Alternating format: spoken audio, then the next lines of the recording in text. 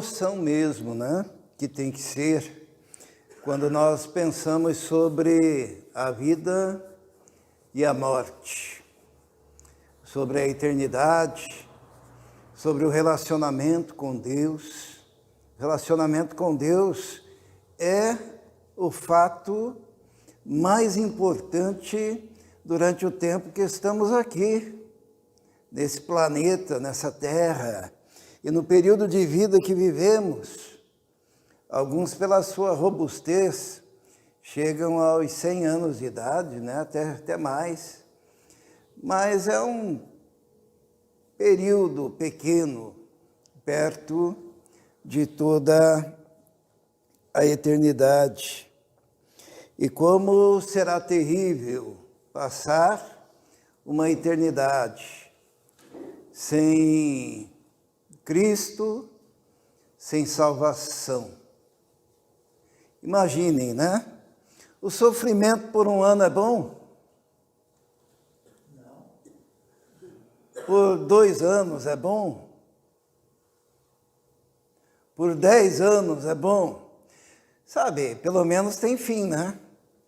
10 anos passou, encerrou-se.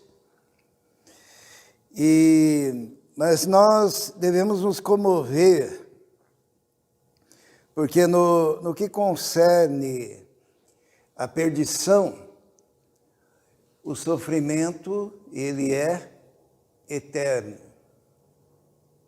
Eterno. E eu nem sabia que Israel iria cantar essa canção hoje, mas o nosso tema hoje, nós vamos para o Novo Testamento, em Lucas,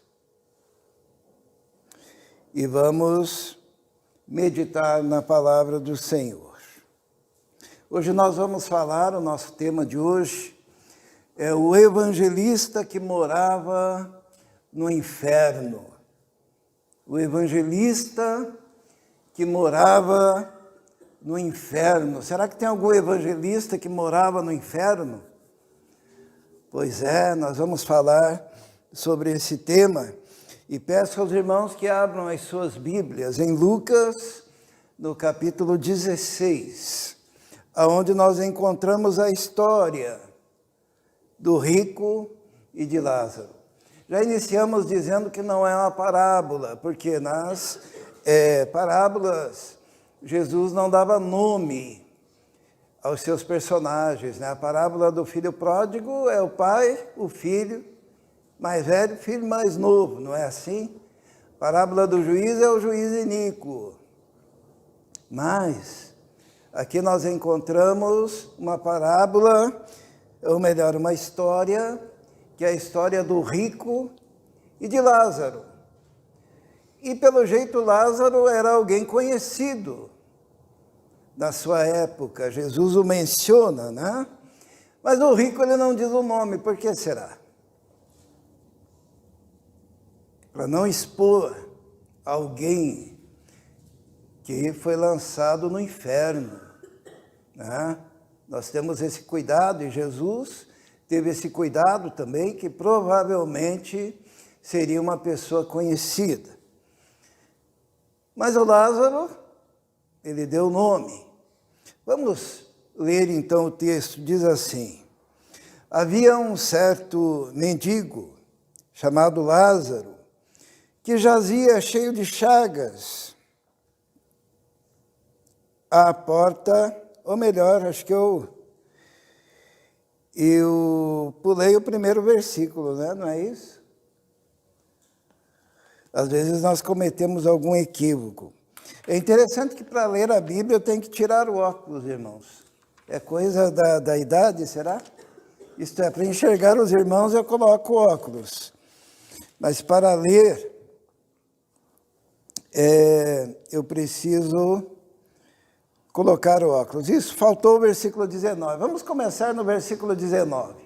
Diz assim a palavra do Senhor, depois nós vamos para o versículo 20, que está ali na frente. Diz assim: havia um homem rico que se vestia de púrpura e de linho fino e vivia no luxo todos os dias. Diante do portão do seu portão, fora deixado um mendigo chamado Lázaro, coberto de chagas. Este ansiava comer o que caía da mesa do rico, até os cães vinham lamber-lhe suas feridas.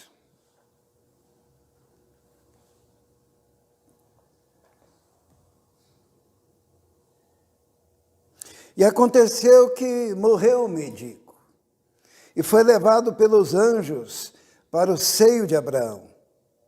E morreu também o rico e foi sepultado.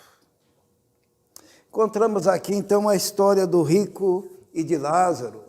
E Jesus, nas suas histórias, ele gostava de dar uma sacudida nos entendimentos da sua época, no conhecimento da sua época. E qual que era a teologia da época de Jesus, e que hoje em dia ela foi meio ressuscitada? Era a ideia de que se uma pessoa estava sofrendo, era porque era uma pessoa que afrontava Deus. Se ela era pobre, era a maldição de Deus sobre a vida dela. E se era um mendigo, se era um cego, se era um aleijado, se era um coxo, eles imaginavam que a pessoa estava debaixo da maldição de Deus e, sem dúvida, era um pecador que vinha de família pecadora, de tradição pecadora, e estava recebendo em vida as consequências do seu terrível pecado. Essa era a teologia. E também havia a ideia de que, se a pessoa fosse rica, se a pessoa fosse abastada, é porque as bênçãos de Deus estavam sobre ela. A pessoa rica, a pessoa abastada, tinha a visibilidade de alguém que era amado de Deus, cuidado por Deus, e Deus lhe dava tudo, e Deus lhe dava todos os recursos, e Deus lhe dava prosperidade. Era essa a ideia. Nós nos lembramos quando Jesus curou aquele cego. E é interessante que os discípulos perguntaram: quem pecou para que este homem nascesse cego? Porque eles achavam, alguém pecou. Se está cego, alguém pecou. Se está aleijado, se está paralítico, se está mendigando, é consequência do pecado dele ou do pecado de alguém. Então é um perdido, é um condenado. E Jesus, de repente, ele dá uma quebrada nessas ideias, porque aqui nessa história o rico era o perdido e o mendigo era o salvo. Ele não era salvo porque era mendigo. Ele era salvo porque havia no coração dele a esperança, que é aquela esperança que havia naqueles que viveram na antiga aliança, a esperança do Messias. Eles criam na promessa. Mas o rico, provavelmente ele era um homem muito bem visto na sociedade. Basta ser rico para ser bem tratado, né? Se entrar alguém de chinelo de dedo numa loja de carros importados, provavelmente essa pessoa não seria nem atendida. Mas se a pessoa entra de terno, gravata, dando os sinais exteriores de ser uma pessoa abastada, já é convidado para um cafezinho, porque a aparência externa abre portas. E este homem era um homem que provavelmente, este homem rico, vivia na sinagoga. Ele era um religioso, ele era um cara bem aceito na sua sociedade. E Jesus, assim, ele quebra essa teologia. O rico possivelmente acreditava nessa teologia. Todos acreditavam naquela época nessa teologia. Mas a palavra de Deus diz que aconteceu que o mendigo morreu, foi levado pelos anjos para o seio de Abraão. O seio de Abraão significa o seio das promessas, porque nós somos filhos de Abraão, né? Assim como o Antigo Testamento eram chamados filhos de Abraão. Então, alguém que vai para o seio de Abraão é uma forma de dizer que a pessoa foi para o paraíso, que a pessoa foi para o céu, que a pessoa foi para a presença de Deus. E aquele mendigo morreu, e os anjos vieram e levá-lo até o seio de Abraão. E a Bíblia diz, o rico também morreu e foi sepultado. Que diferença, né? Que diferença. E se a história terminasse aqui, toda a teologia que acredita que o indivíduo vai para a sepultura e fica lá, inconsciente, e dormindo o sono da morte, sem ter consciência, sem ter dor, num estado de, como é que eu poderia dizer, de letargia eterna, né? Porque assim muitos acreditam que quando a gente leva um defunto, um cadáver até o cemitério, nós participamos agora recente de um sepultamento da ex-sogra, da Marilda, muito querida por ela, morou do lado da casa durante muito tempo, né, numa das casas da Marilda. Ela foi colocada lá naquela gaveta, mas o que foi colocado ali foi o seu corpo. Se a história terminasse aqui, Jesus estaria dizendo, olha, os salvos vão para o seio de Abraão, e os ímpios vão para o caixão, para a cova, para a sepultura. Mas o que vai para a sepultura, na verdade, é apenas o corpo da pessoa, né? Esse corpo que vai deteriorar, que vai ser comido por bichos, né? Quando nós abrimos uma sepultura, normalmente encontramos dentes, o esqueleto, o cabelo, a barba, né? Que não deteriora tão rapidamente, mas o corpo, né? Ele simplesmente é corruptível, deteriora-se, e assim no final tudo se deteriora. O rico foi sepultado.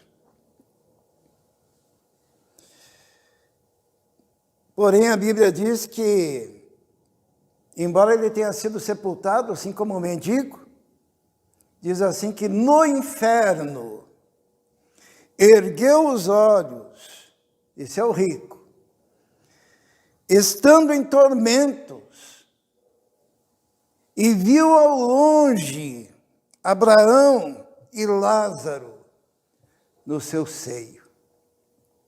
Aqui nós temos algumas coisas importantes, né? Primeiro, a existência do inferno. Por que nós acreditamos que existe um inferno?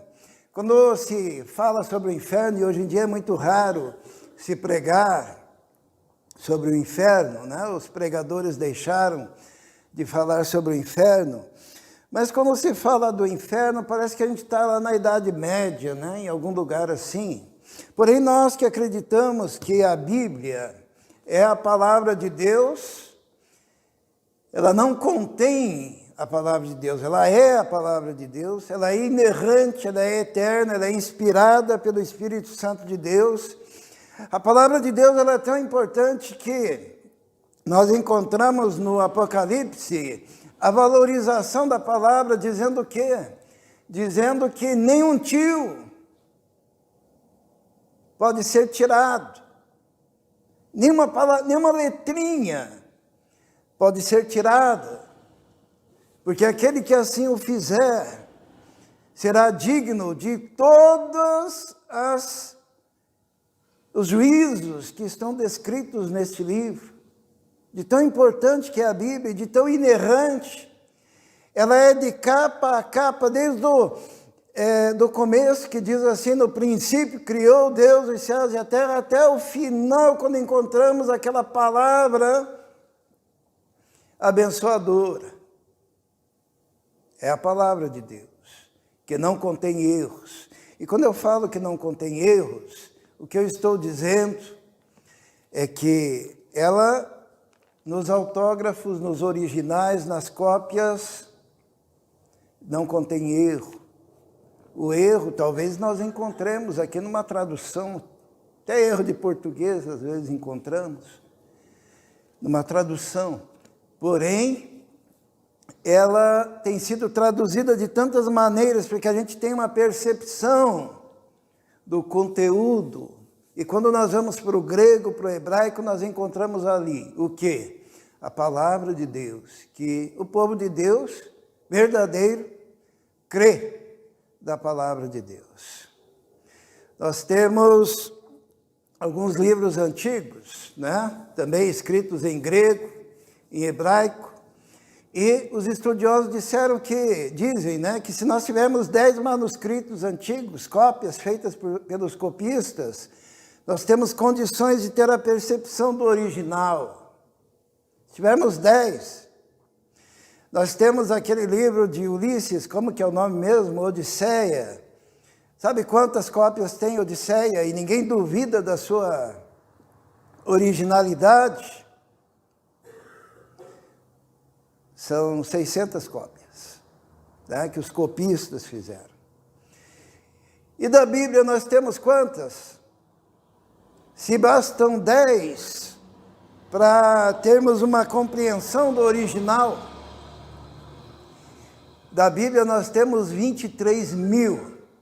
Significa que nós temos mais convicção sobre os textos bíblicos do que sobre a Odisseia.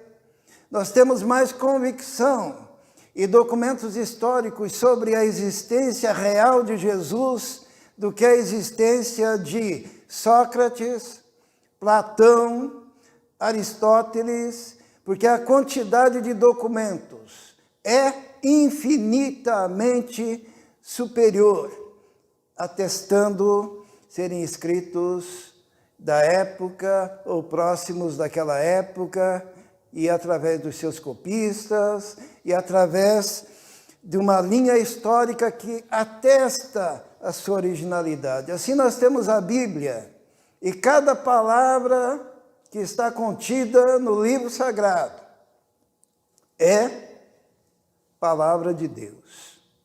Se você não crê nisso, você não crê em nada.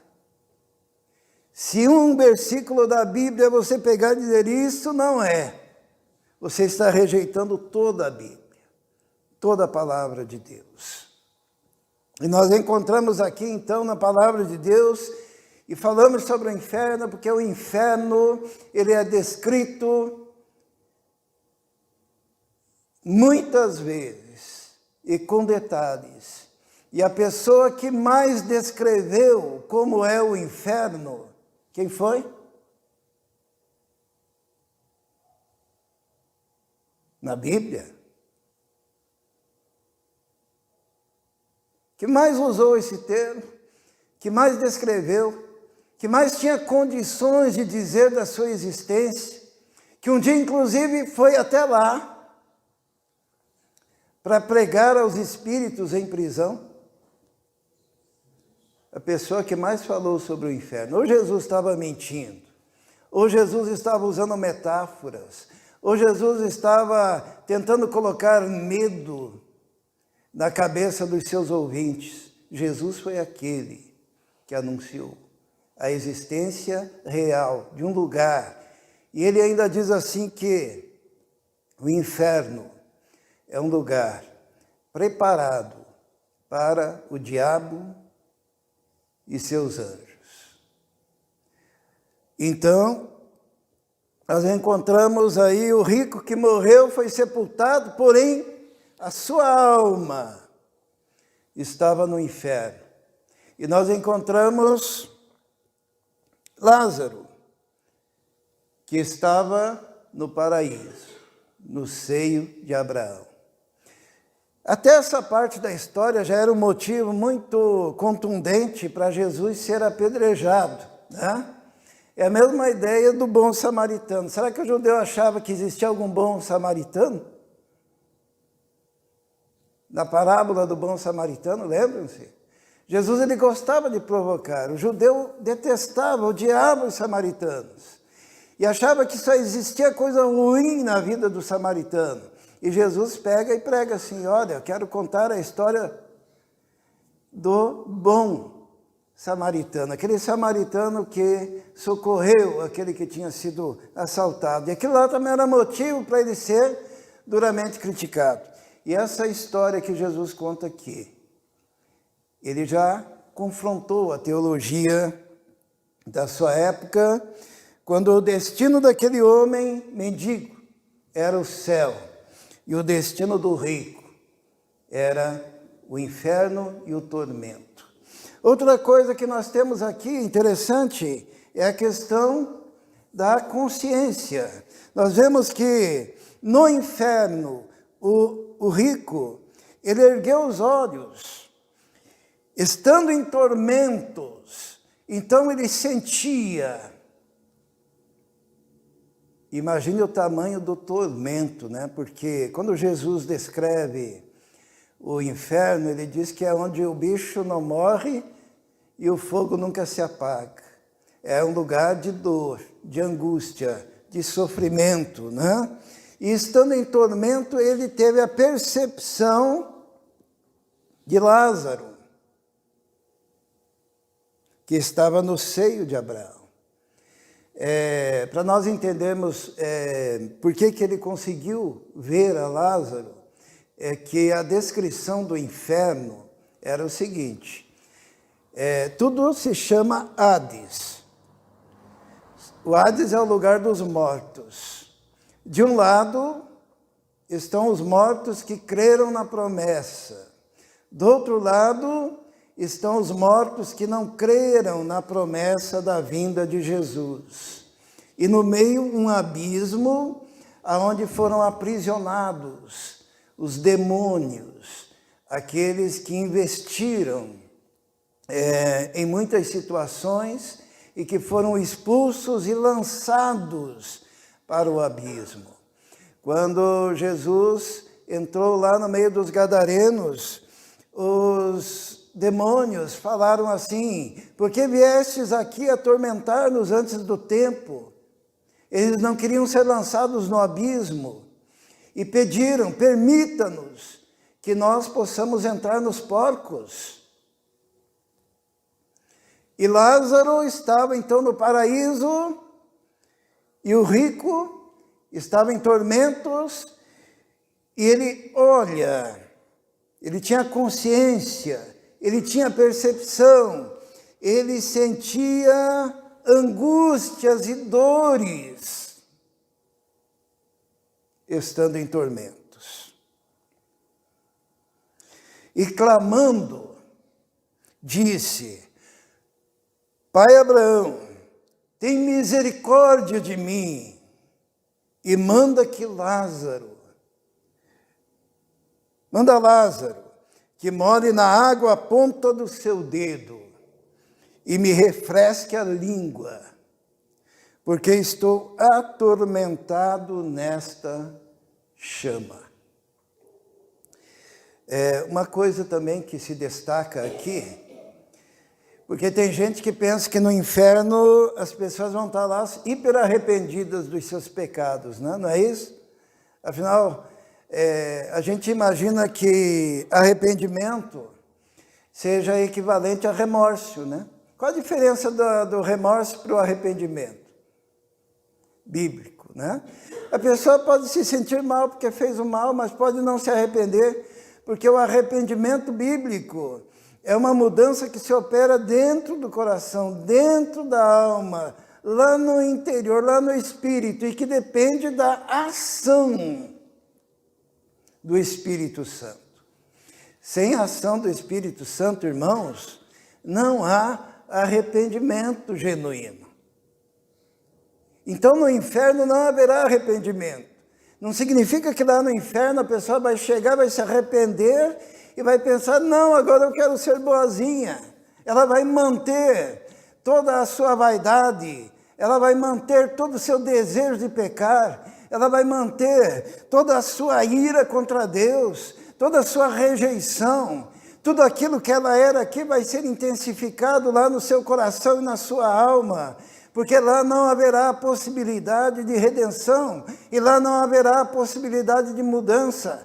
O seu coração será o mesmo, Não é que lá ela vai se arrepender e daí Deus, o malvado, vai deixar ela ficar lá. Não, ela estará recebendo a justa retribuição pelas suas escolhas. E nós encontramos aqui, então, ainda no inferno, o rico dizendo: Pai Abraão, tem misericórdia de mim e manda a Lázaro que molhe na água a ponta do seu dedo e me refresque a língua, porque estou atormentado nessa chama. Olha a empáfia, olha a arrogância. Manda esse mendigo vir aqui, manda ele vir me servir, que ele possa me ajudar e eu possa me refrescar. Porque no inferno se mantém essas características. Sabe a pessoa egoísta aqui, que não quer receber Jesus como Salvador? Ela será egoísta também no inferno. Sabe a pessoa que tem empáfia, arrogância e orgulho aqui? Ela terá a mesma condição lá no inferno, com uma diferença: sofrimento, dor, angústia. Manda Lázaro, manda ele. Ele é subalterno, ele ficava debaixo da minha mesa, como um cachorro, querendo as migalhas. Ele é aquele indivíduo que eu fiz bem sempre, eu levei sopa no portão, eu levei agasalho no portão, quando ele estava lá pedindo esmolas.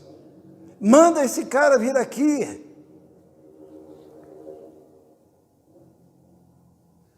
Disse, porém, Abraão: filho, existia uma relação lá, né? Porque era do povo da promessa. Significa que não importa você ser do povo da promessa, não importa você ter nascido num lar evangélico, não importa você ter a vida inteira a possibilidade de ter lido a Bíblia, não importa você ter vivido num métier cristão, não importa você ter vivido a vida toda numa sinagoga, não importa você conseguir ter decorado todo o Antigo Testamento, não importa você ter sido educado no mais rígido padrão dos judeus da sua época, em que a criança até 12 anos deveria saber recitar o Torá. Filho, lembra-te de que recebestes os teus bens em tua vida. E Lázaro, somente males. E agora este é consolado. E tu, atormentado. Abraão estava educadamente dizendo, ele não é mais o mendigo. Ele não é mais o leproso, ou cheio de chagas. Ele não é mais o indivíduo que você olhava de cima para baixo, pensando que você era superior a ele. Ele não é mais aquela pessoa, agora ele é um redimido, que está recebendo já tudo aquilo que havia na esperança do seu coração, e que mesmo no meio do sofrimento ele nunca tinha rejeitado. Mesmo no meio do sofrimento, ele nunca tinha blasfemado de Deus. Mesmo no meio do sofrimento, ele nunca tinha virado as costas para o seu Redentor.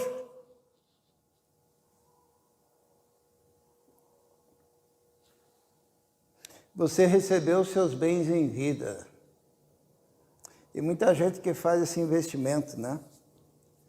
Eu quero os meus bens em vida, eu quero curtir, usufruir, eu quero ficar rico, eu quero ter um carro excepcional, uma casa, uma mansão, eu quero viajar pelo planeta todo, eu quero visitar todos os pontos turísticos que eu possa, eu quero me regalar. Mas Jesus, ele diz assim que a vida do homem não consiste na abundância daquilo que ele possui.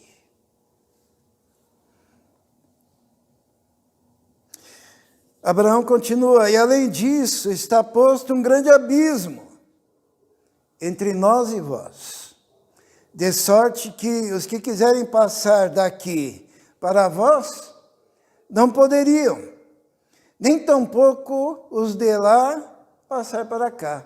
Aquele abismo, lembra o que eu falei? Aquele abismo, é impossível quem morreu e foi para o inferno atravessar o abismo e ir para o céu. Ou aquele que foi para o céu, ir até lá para fazer alguma obra de bondade. É selado um destino que é eterno. É selado um destino que não terá fim. É selado um destino que não tem subterfúgios, que nem a mente humana, com toda a sua capacidade de dar um jeitinho para as coisas, lá não vai existir isso. Há um grande abismo, os que quiserem passar daqui para vós não poderiam, nem tampouco os de lá passar para cá. Lázaro não pode ir aí, ele é remido, ele é transformado, ele é limpo. Agora ele é diferente. O que você queria receber, já recebeu em vida. Hoje ele é consolado.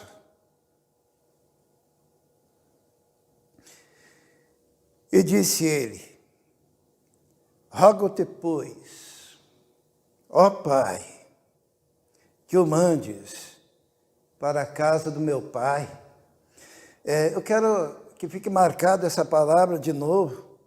Rogo-te, pois, ó Pai, que o mandes, porque quem está no inferno continua com a sua arrogância.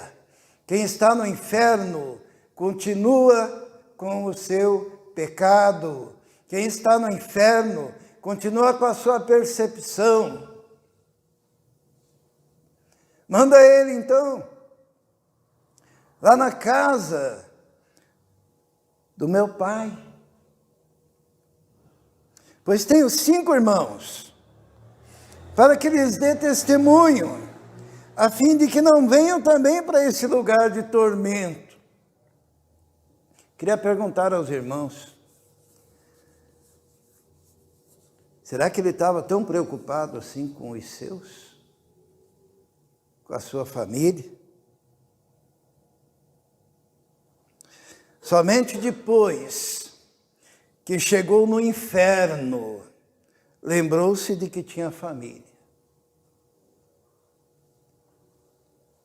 Acho que uma coisa que nós temos que aprender hoje é que devemos ganhar a nossa família para Cristo enquanto há tempo.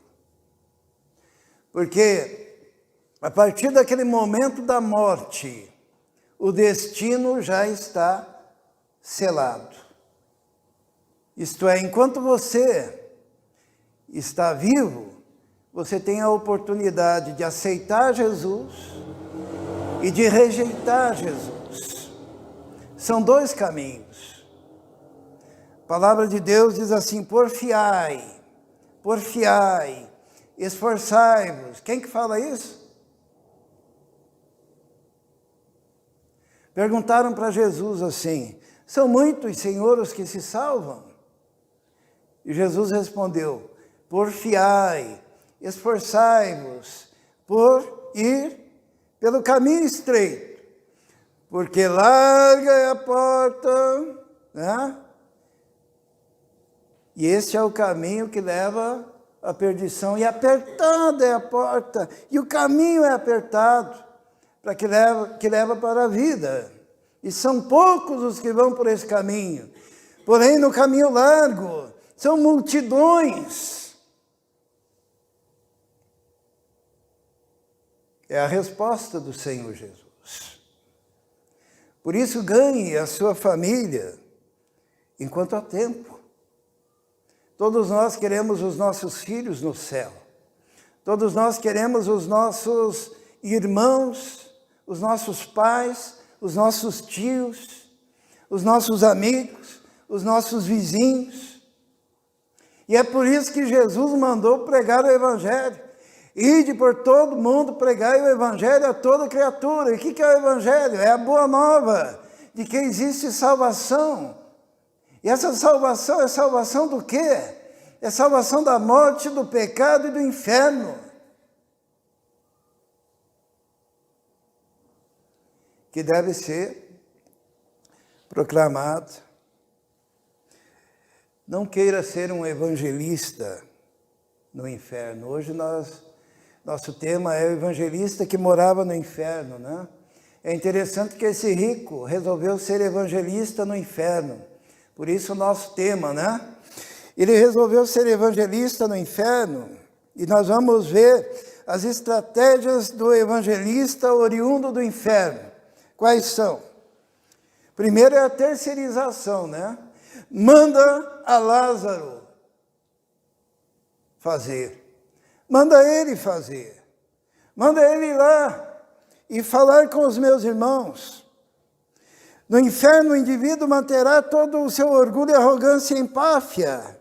Somente no céu haverá, conforme diz o livro de Hebreus, o espírito dos justos, como? Aperfeiçoados. No céu haverá o espírito do homem do jeito que ele é.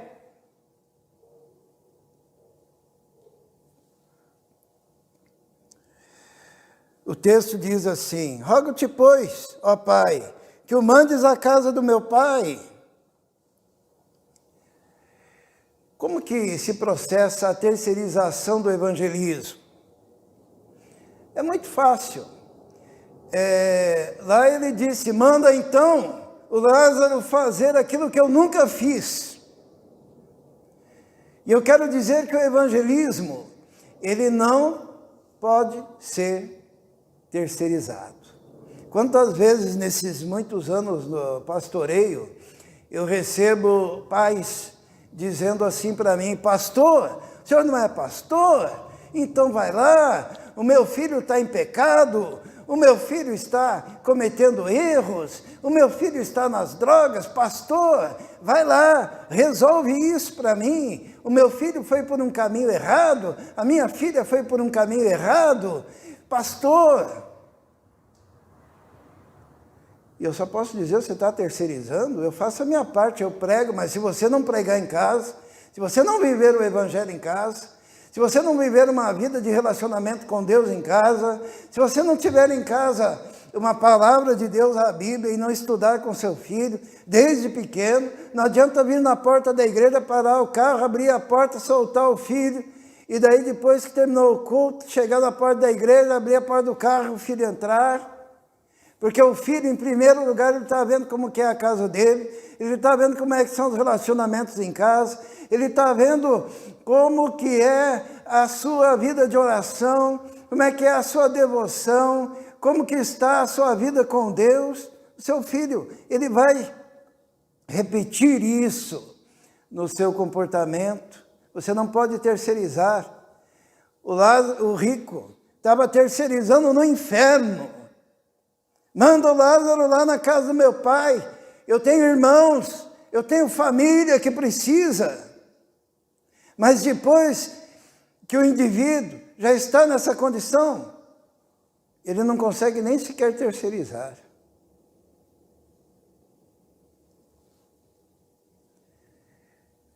A vida dos seus, a vida de quem ama, de quem você ama, depende do teu joelho no chão, das tuas lágrimas diante de Deus, do teu jejum, da tua oração, da tua seriedade em relação à palavra de Deus.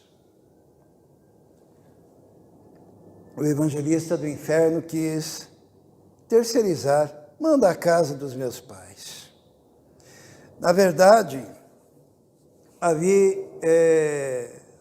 o rico estava tentando melhorar a situação dele lá através da manipulação e sinalização de virtudes, né? Ele começa a dizer assim, eu tenho irmãos, né? Eu tenho família, Senhor, eu estou preocupado com eles, manda o Lázaro lá, né? Talvez pudessem olhar para ele no inferno e pensar, nossa, ele é uma pessoa boa, vou tirá-lo daqui. A pessoa mantém as suas características de manipulação naquele lugar também. Ele diz, salva meus irmãos, manda o Lázaro lá, manda esse Lázaro. Pois tenho 5 irmãos, para que lhes dê testemunho. Manda esse cara lá dar testemunho, a fim de que não venham também para esse lugar de tormento.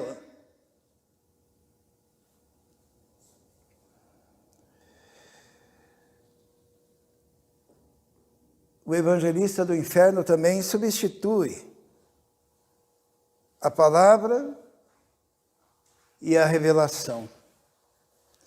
Ele começou a retrucar com Deus, né? Mediante a resposta de Abraão, disse-lhe Abraão, tem Moisés, tem os profetas, que ouçam-nos. Daí ele diz, não, pai Abraão, mas se algum dentre os mortos fosse ter com eles, arrepender-se-iam. Porém, Abraão lhe disse, se não ouvem Moisés e os profetas, tampouco acreditarão, ainda que algum morto ressuscite. É interessante isso, irmãos. Quando ele pediu para Lázaro sair lá do paraíso, voltar para a terra e ir evangelizar os seus irmãos, ele estava arrumando um meio substitutivo de evangelismo. E o que o pai Abraão diz? Olha, não adianta, porque ainda que Lázaro fosse lá, ainda que Lázaro voltasse e pregasse para os seus irmãos, não adiantaria. Sabe por que não adiantaria? Porque aprove a Deus salvar, mediante a revelação da palavra de Deus e a proclamação dessa palavra. Por isso Deus estabeleceu pastores, evangelistas, mestres, apóstolos, profetas. E se alguém não ouvir o que o pai Abraão chamou de Moisés e os profetas, se rejeitar a palavra, nem que um morto, nem que o espírito de um morto, nem que um Lázaro ressuscitasse só para vir pregar, nem assim essa pessoa poderia se converter. Por um motivo, só existe um caminho para que uma pessoa tenha a sua vida transformada e a sua morada no céu garantida. Qual que é esse caminho? Jesus.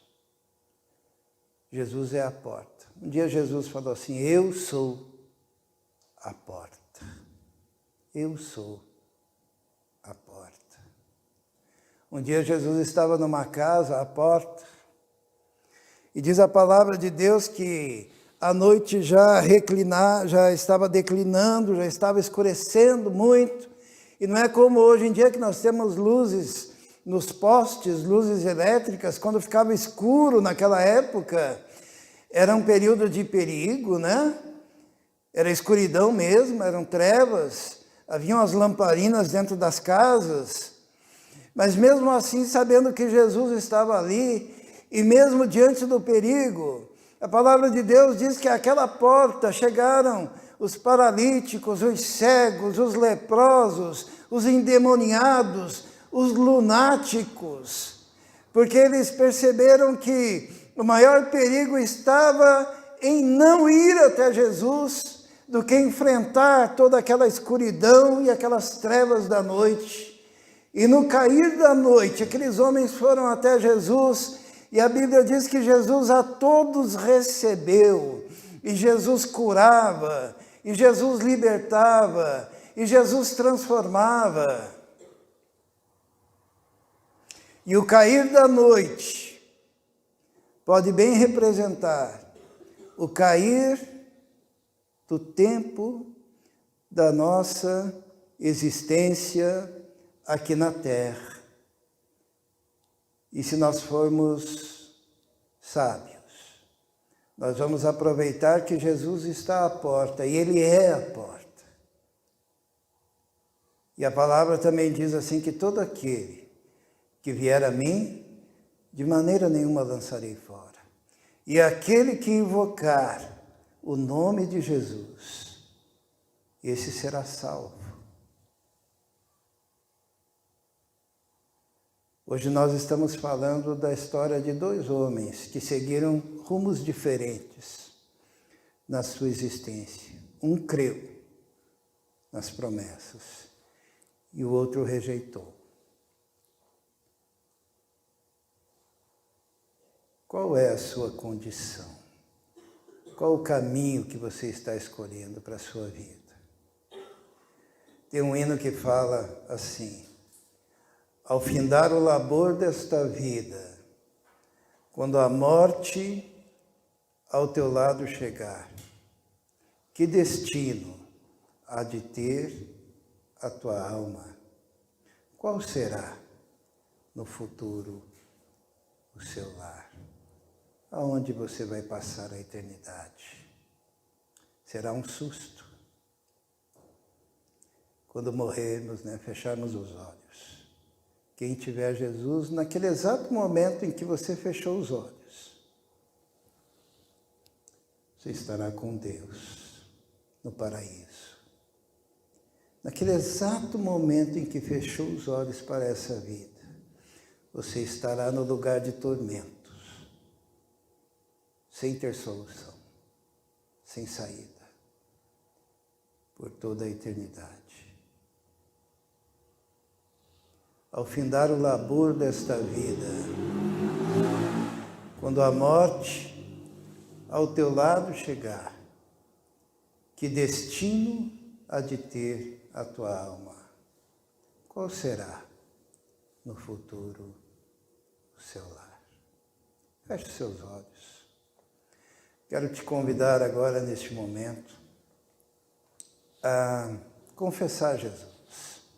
A palavra de Deus diz assim, que se você o confessar diante dos homens, o Pai, o Filho, o confessará diante do Pai.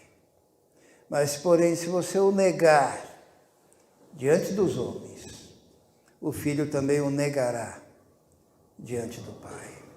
Eu quero te dar uma oportunidade agora de confessar a Jesus diante dos homens, levantando uma de suas mãos em demonstração pública de que você está entregando a sua vida a Jesus e confessando a Jesus diante dos homens.